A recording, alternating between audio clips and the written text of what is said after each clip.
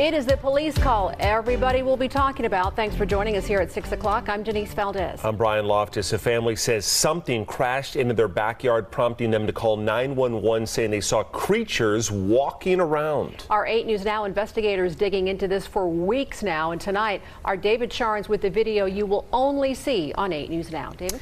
Right, Denise, sources telling the 8 News Now investigators that several agencies believe something landed or crashed. Whether it was non-humans or not, it certainly scared the people living on this property. Now, before we show you that video, listen to their call for help. There's like an 8-foot person beside it, and another one's inside, and it has big eyes and looking at us, and it's still there.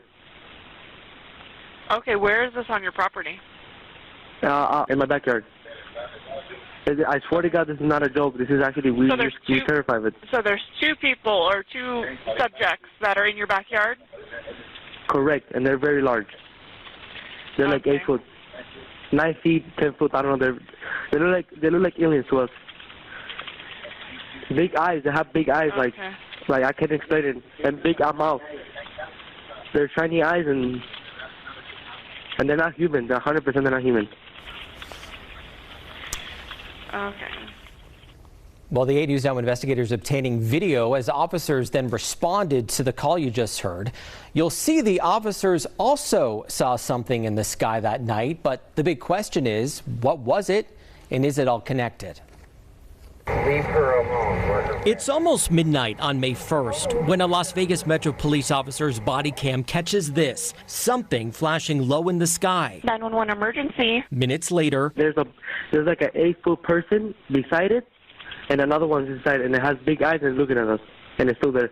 Someone calls 911 reporting 2 large figures in their backyard. No, I'm so nervous right now. The 8 News Now investigators obtaining another officer's video as he's sent to the Northwest Valley home. I have butterflies, bro. Everyone saw a shooting star, then these people say there's aliens in their backyard. By now, it's more than an hour after that bright light. Officers meeting up with the caller and his family. What'd you see? It was like a big creature. A big creature? Yeah, like around 10 feet tall.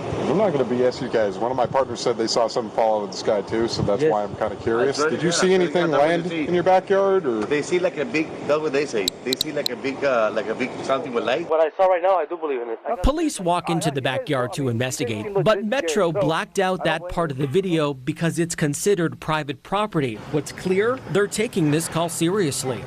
Hey, this might sound like a really dumb question, but did you guys see anything fall out of the sky? Asking others what they saw. I would normally discount it as nothing. However, seeing as one of my partners said they saw it too, only reason I'm actually investigating it further. That investigation turning up no concrete answers as of Wednesday. Whatever or whoever fell into that yard, long gone within minutes. Oh, hey.